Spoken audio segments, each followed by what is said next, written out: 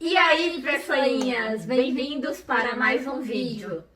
E hoje nós fomos numa manifestação. um protesto. É uma manifestação, não é protesto. Protesto. Nós fomos numa manifestação lá em Sakae do hashtag Black Lives Matter. Vidas negras importam, né? A gente foi. A gente vai explicar no decorrer do vídeo o que aconteceu. Mas enfim, o vídeo de hoje vai ser entrevista com algumas pessoas que a gente fez lá. Teve gente do mundo inteiro lá, tinha britânico, tinha americano, tinha brasileiro. Teve gente pra caramba lá. E o vídeo hoje vai ser a entrevista com esse pessoal que a gente fez. Se vocês gostarem desse vídeo, vai ter outro protesto. E a gente tenta fazer de novo lá. Sim, também. Com a cara e com a coragem. Com a cara e com a coragem da única pessoa que fala inglês nessa casa. Cara, coragem. Tá?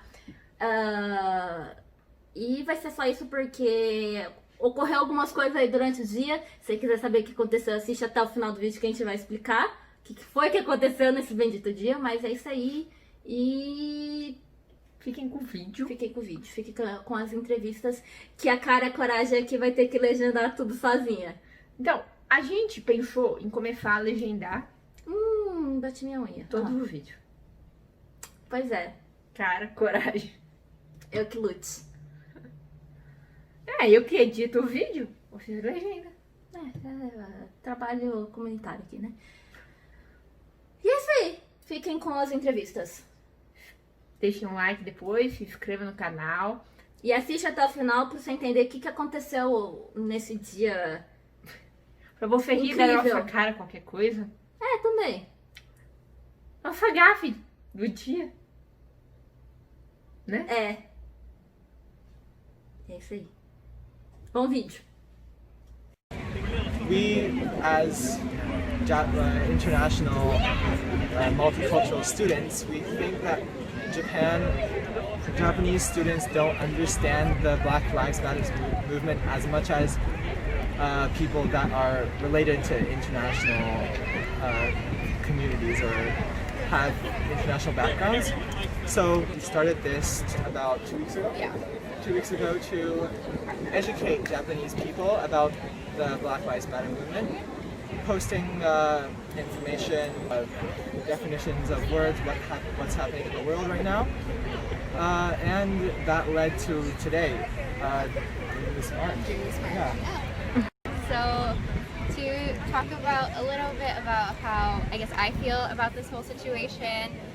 I'm American, and because I've grown up in Japan, I don't really understand what it feels like to be discriminated. I know what it feels like to be kind of, I think for us, to be honest, we're more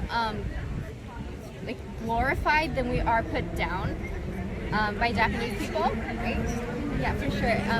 Everyone looks at us and they think we're pretty and whatever, so we don't understand really what it feels like to be hated on, and just even the thought about being killed for the color of your skin, it just does not make sense to me. And what happened in America, George Floyd, it's been happening for ages now, but started this whole big movement was when George Floyd passed away or was murdered by a white police officer. I can't imagine that happening in Japan. And so because we've grown up in such a kind of pretty peaceful community, where even if discrimination does happen, it's not very upfront, it's kind of very hidden. I don't think any of us can imagine that happening, and it breaks my heart to see those videos and to see, listening to them, crying for help or crying for their mama. It just breaks my heart, and we want Japanese people to understand that, because Japanese people, like I said, they don't understand the discrimination because they don't see it happening. So we want to raise awareness. We want Japanese people to realize that this isn't a foreign situation. This is happening in Japan. It may not be as apparent, but it is happening, and we need to raise awareness, and we need people to realize that. So that's how I feel, I guess.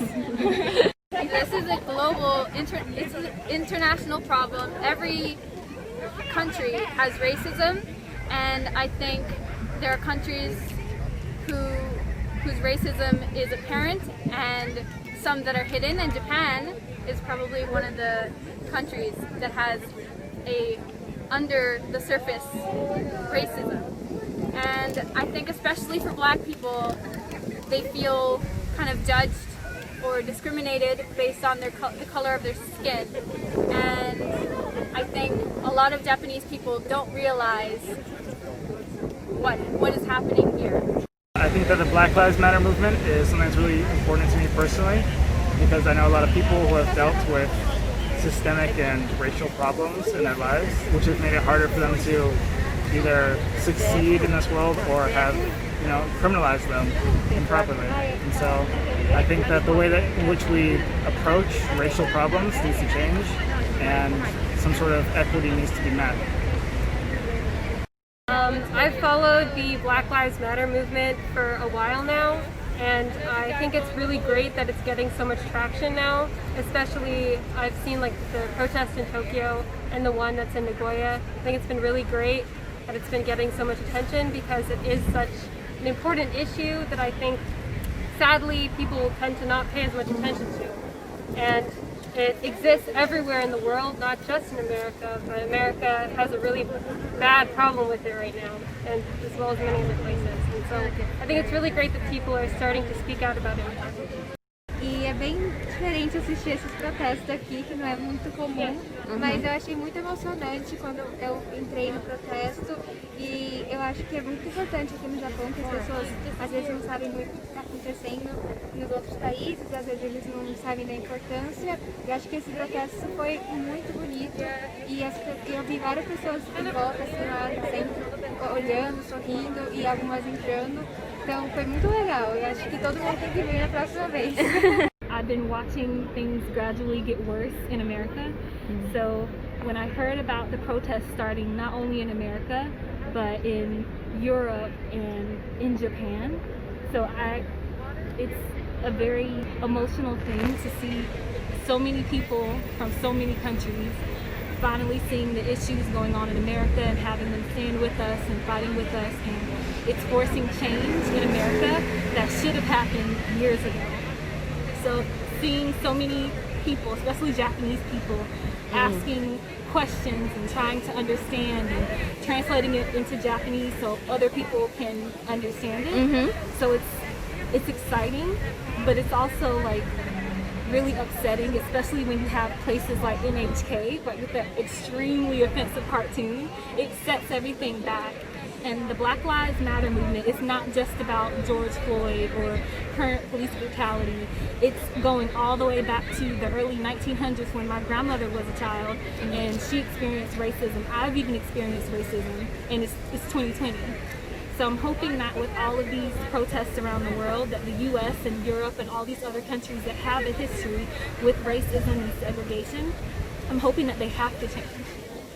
I was born here, but I moved to the United States when I was very young, and I've come back and forth between the US and Japan. I think there's I think generally is polite. The general, I think, is default is polite, but there's still this treatment as an other, like I'm different. I don't feel unwelcome, but I definitely feel there's a limit to how far I can go.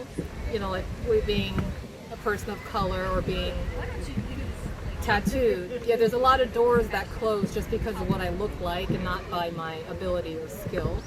I feel like that's unfair.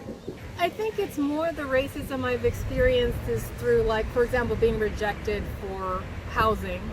Even though I am a citizen here and I spend most of my life here and I speak the language, just because what I look like, I was rejected from a lot of places to live.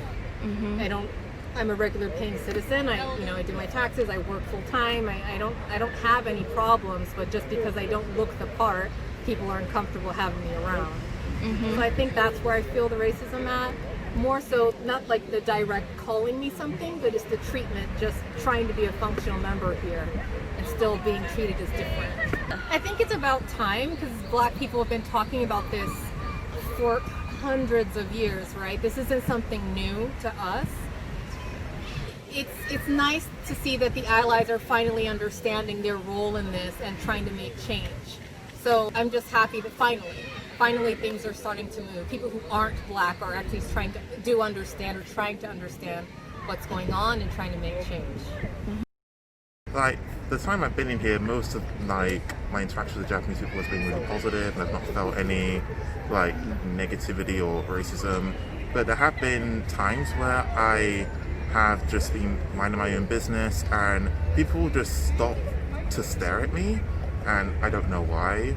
And sometimes they'll like whisper to each other or maybe even laugh, and I'm not really sure what it is they're laughing at, other than maybe the fact that, you know, I'm just a black guy here in Japan. Even sometimes when I'm on public transport, I've had people, like, if I sit down on an empty seat and someone will literally go out of their way to get up and sit either across from me or from a completely different part of the carriage just because I sat there, which definitely makes me feel really uncomfortable because I'm a minority, you know, in this country. And it's absolutely necessary because, as many people say, it's not like it's a wake-up call. We've been hearing this alarm going off for so many years, and like, everyone just keeps hitting snooze on it. But I'm just hoping that this is the time where people actually make change that is permanent, because people can't keep dying like this. Lives, black lives, any lives cannot just be constantly in danger just for the way that we look. Like, we've helped build societies all across the world, so why are we be treating like we're some second class citizens no matter where we live? It's just common sense that, you know, black lives matter and that we shouldn't have to deal with this constant fear and oppression that is in our lives. It makes me really happy to know that everyone is taking this seriously, and that, you know, if we keep doing this, that something good can come from all of the tragedy that caused this to begin with in the first place. My biggest fear is that when this eventually dies down and stops being as serious as it is, that people forget that we just go back to our old ways, and then like a year or 2 years down the line, something like this happens again. I'm hoping that this is like the start of a new beginning, not just another protest that's eventually just going to lead to nothing. Então, chegamos em casa, vivos. a gente vai contextualizar aqui rapidinho o que foi que aconteceu. Essa aqui é uma anta patagônica.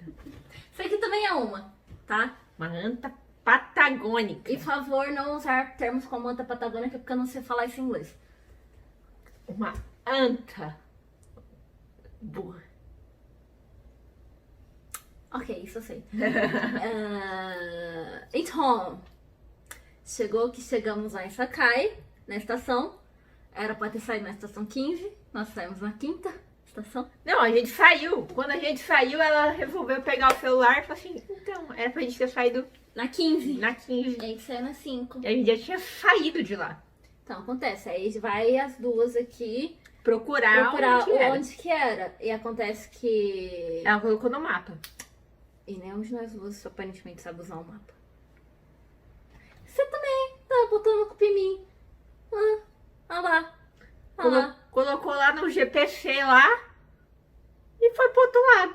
E o bagulho era pro outro. E... enfim, acabou que a gente perdeu a manifestação. Chegou, a gente tinha acabado. Eu sabia que isso ia acontecer. Enfim, mas a gente foi, tivemos a... como é que fala? Cara, e a coragem. Nós fomos, né? A gente tentou ir. Acontece que a gente se perdeu e chegou atrasado. E acontece. Acontece que a gente nunca andou sozinha assim. Acontece que a gente não sabe andar de trem. Acontece, essas coisas acontecem na vida. Pra enfim, voltar a gente quase se perdeu também. Exatamente. E...